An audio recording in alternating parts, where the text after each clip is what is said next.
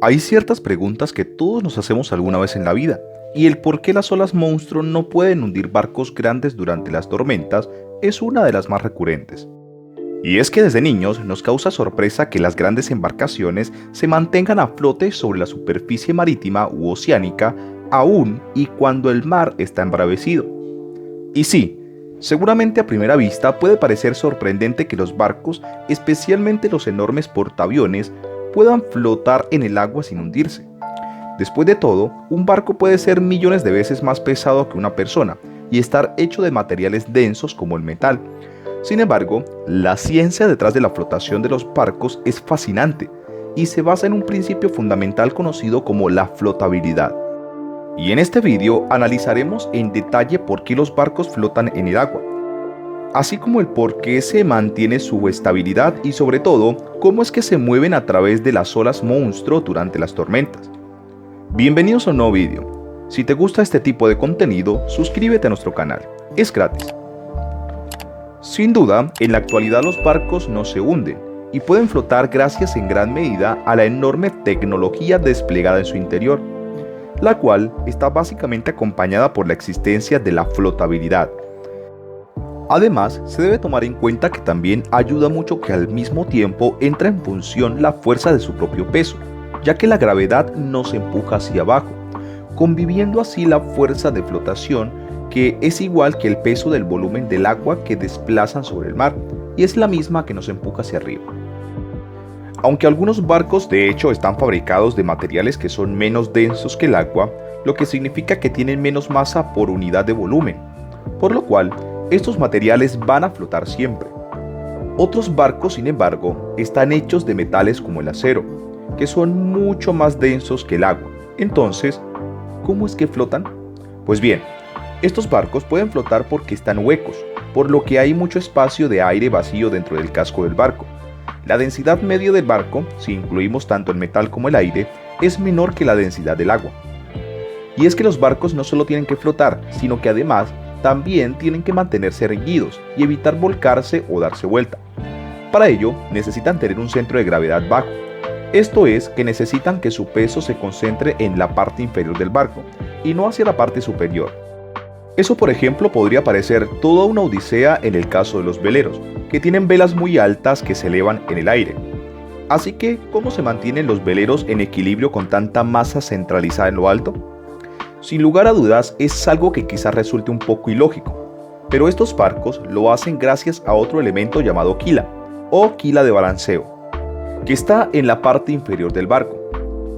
Aunque esta ciencia se había probado antes en barcos militares de Primera Guerra Mundial, el primer barco de pasajeros en disponer de tecnología de estabilización controlada, que en aquel entonces se denominó como giroscopio antivuelco, y que fue utilizado en el buque pasajero italiano SS Conde di Saviona, navegó por primera vez en noviembre de 1932.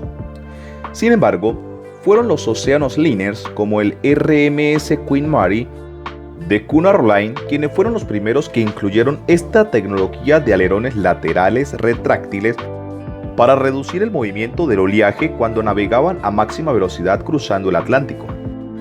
Con el boom de los viajes en crucero a principios del siglo XXI, fue una tecnología incluida en todos los barcos nuevos para eliminar el miedo natural de los viajeros a marearse en los cruceros. En nuestros días, los estabilizadores han seguido desarrollándose, hasta modelos como los incorporados en el nuevo Zenith Eclipse de Zenith Luxor Cruise, que le permite neutralizar el movimiento incluso cuando no está en movimiento. Otra herramienta que ha sido de gran ayuda en la evolución de los barcos, pero sobre todo en la evolución de su sistema de balanceo, fue la creación de la quila o quila de balance. Y en esencia la quila no es otra cosa que una gran pieza debajo del barco, con forma de aleta que tiene dos propósitos. Primero, sirve de lastre o peso pesado que ayuda a bajar el centro de masa del barco. Y segundo, también ayuda a evitar que el viento lleve la embarcación hacia los lados. Por otra parte, la quila de balance es un elemento estabilizador del buque, que consiste en una pieza de acero que se encuentra situada en la zona central del buque. Y en su forma más específica, esta se nos presenta con un poco de curva desde la zona maestra hasta la proa y de ahí hasta la popa, tanto por estribor como por babor. Y aquí también debemos mencionar la existencia de las aletas estabilizadoras que están diseñadas para reducir el movimiento de balance del buque y así hacer que el barco se mueva con mayor suavidad, reduciendo la sensación de mareo y con lo cual logran también mejorar el bienestar a bordo. Se utilizan principalmente en buques de pasajes como ferries, cruceros, pero también son muy populares en buques de carga rodada, transatlánticos, etc. El principio de funcionamiento de las aletas estabilizadoras se asemeja al de las alas de los aviones. Basta con tener en cuenta que al moverse las aletas en movimiento normal alternativo, es decir, subiendo la aleta de una de las bandas del buque y descendiendo la otra y a la inversa, se origina en el buque un movimiento de balance determinado, aun cuando el mar esté perfectamente tranquilo. Según la velocidad y periodicidad del movimiento ondulatorio de las aletas, así será la intensidad y el periodo del balance provocado en el buque por la acción del estabilizador. Por lo tanto, si el balance originario por el estabilizador sobre el buque es igual y directamente opuesto al balance originario por el mar, también sobre el buque, ambos balances se contraponen y de la composición resulta un movimiento de balance nulo, es decir, el equilibrio. En resumen, aunque el mar esté alborotado, si el buque lleva su quilla de balance y sus aletas estabilizadoras, no hace falta tomarse biodramina ni nada parecido. Se puede tener un viaje placentero poniendo a funcionar estos artefactos. También podemos definirlas como grandes aletas o alas montadas bajo la línea de flotación del barco y que en su posición inactiva están recogidos dentro del casco, pero una vez activados emergen lateralmente para reducir el balanceo de un barco debido al viento o las olas. Estas grandes aletas son controladas por un sistema giroscópico que les permite equilibrar la fuerza de las diferentes olas o vientos. Cuando el giroscopio detecta que el barco es empujado en una dirección, cambia el ángulo del ataque de la aleta para ejercer fuerza contrarrestando la inclinación. Estos estabilizadores se usan principalmente en barcos de travesía oceánicas. Así funciona el sistema de estabilizadores. El movimiento del estabilizador es similar al de los alerones de los aviones. Algunos tipos, especialmente los instalados en los barcos más grandes, cuentan con aletas que aumentan la elevación en aproximadamente un 15%. El control del estabilizador debe considerar numerosas variables que cambian rápidamente: el viento, olas, movimiento del barco, calado, etc. Los estabilizadores de aleta son mucho más eficientes a velocidades más altas y pierden efectividad cuando el barco está en una velocidad mínima.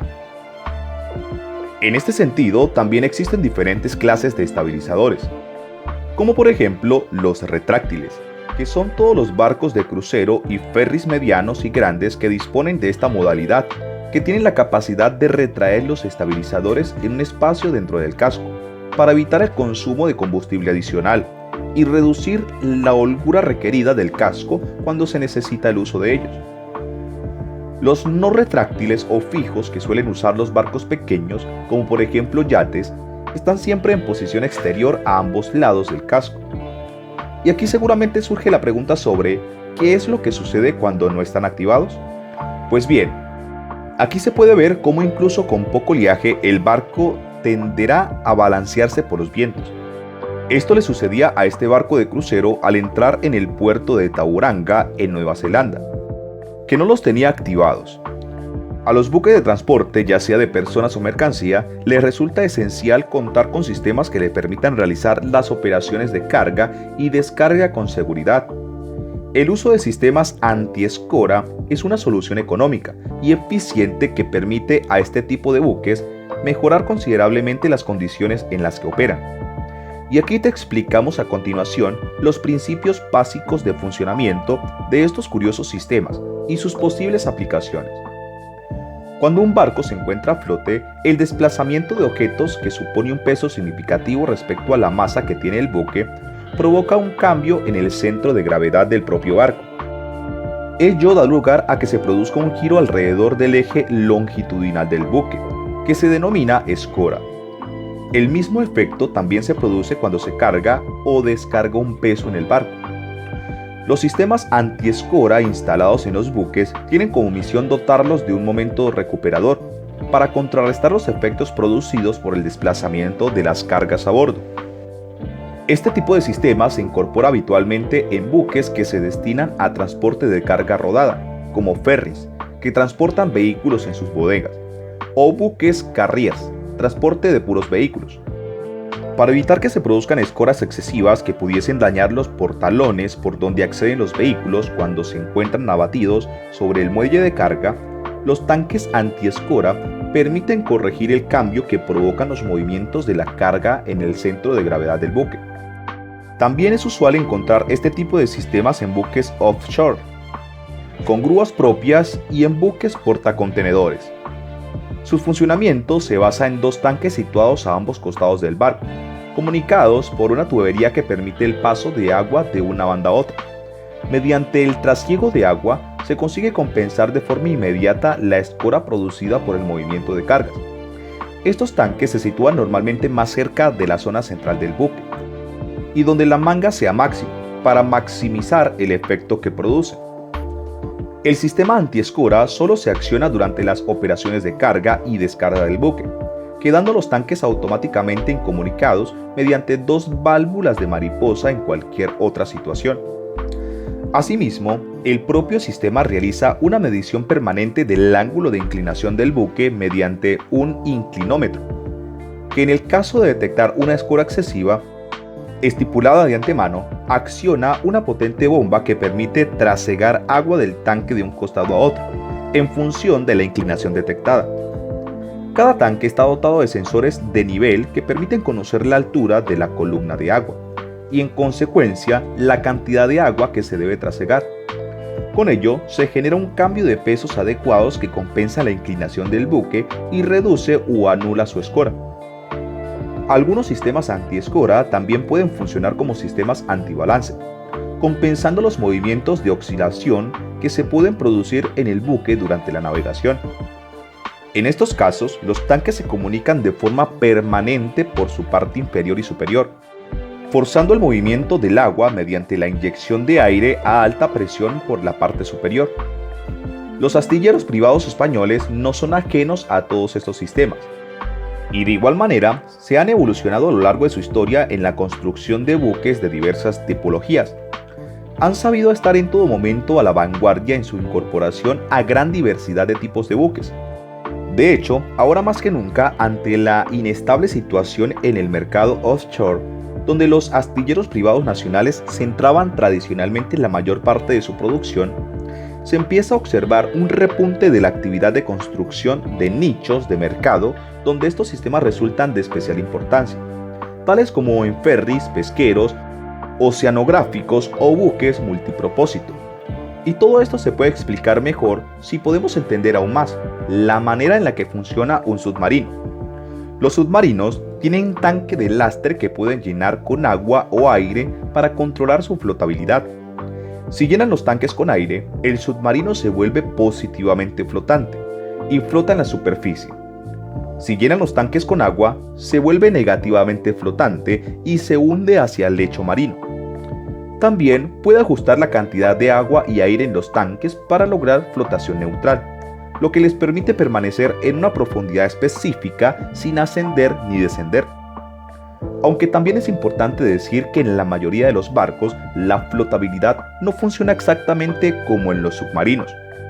En lugar de hundirse completamente o flotar sin hundirse, los barcos flotan en la superficie y se hunden parcialmente en función de su peso y la cantidad de carga que llevan. Cuanto más pesado es un barco, más carga lleva, más se hunde en el agua. Sin embargo, hay un límite para la cantidad de peso que un barco puede llevar sin hundirse por completo. Para determinar cuánto peso puede llevar un barco sin hundirse, recurrimos al principio descubierto por el matemático griego Arquímedes. Arquímedes observó que cuando un objeto está sumergido en el agua, experimenta una fuerza hacia arriba igual al peso del agua que desplaza. Esta fuerza hacia arriba es lo que llamamos flotabilidad o outrox. Por lo tanto, un barco flota porque el agua ejerce una fuerza hacia arriba sobre él que equilibra el peso del barco hacia abajo. Y en este sentido es importante mencionar a los cruceros que, a pesar de su gran peso, mantienen una navegación segura gracias a su impresionante capacidad de desplazamiento y estabilidad en el agua. Y por último, tenemos que hablar sobre los barcos de rescate, los cuales son barcos que tienen la misión de socorrer a las personas y los bienes que se encuentran en peligro en el mar, ya sea por accidentes, naufragios, incendios o ataques. Los barcos de rescate deben estar preparados para afrontar las condiciones más adversas del mar, por lo que cuentan con equipos especializados como radares, radios, lanchas, helicópteros, camillas, botiquís y extintores. Los barcos de rescate también deben tener en cuenta los puntos de equilibrio del barco, que son los puntos que determinan la estabilidad del barco. Estos puntos son el centro de gravedad y el centro de flotación y metacentro. El centro de gravedad es el punto donde se concentra el peso del barco. El centro de flotación es el punto donde se aplica la fuerza de empuje del agua.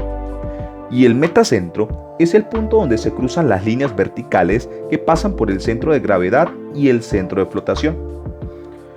Cuando el barco se inclina, la estabilidad del barco depende de la distancia entre el centro de gravedad y el metacentro, que se llama altura metacéntrica.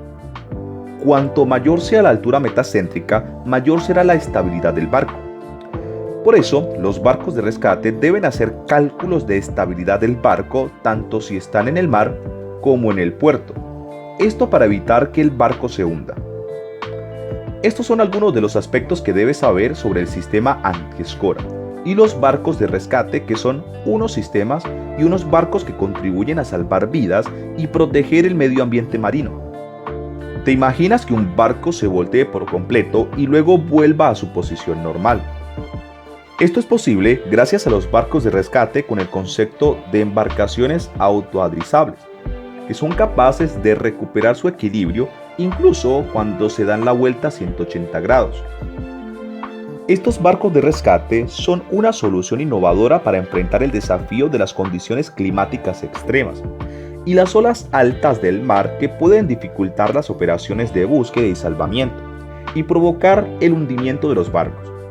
Además de poder autodrizarse, los barcos autodrizables pueden lograr una alta aceleración y resistir diversas condiciones marítimas extremas.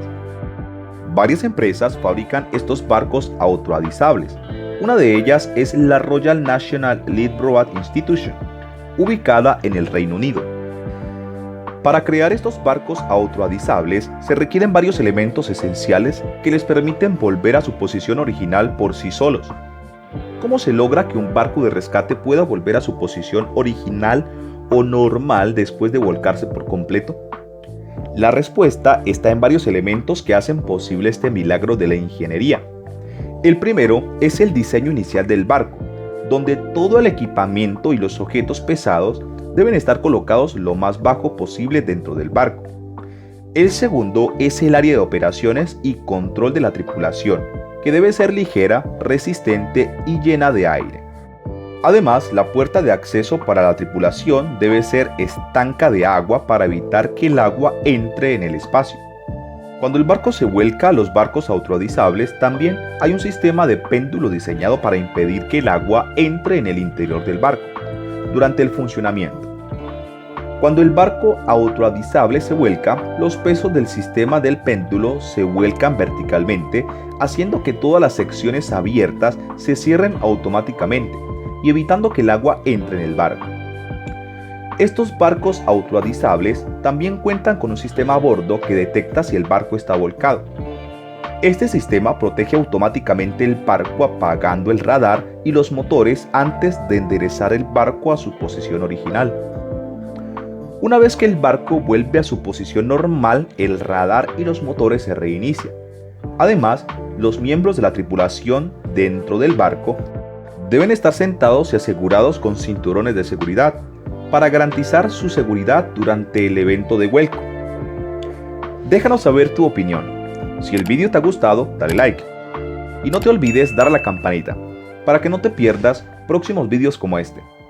Hasta la próxima.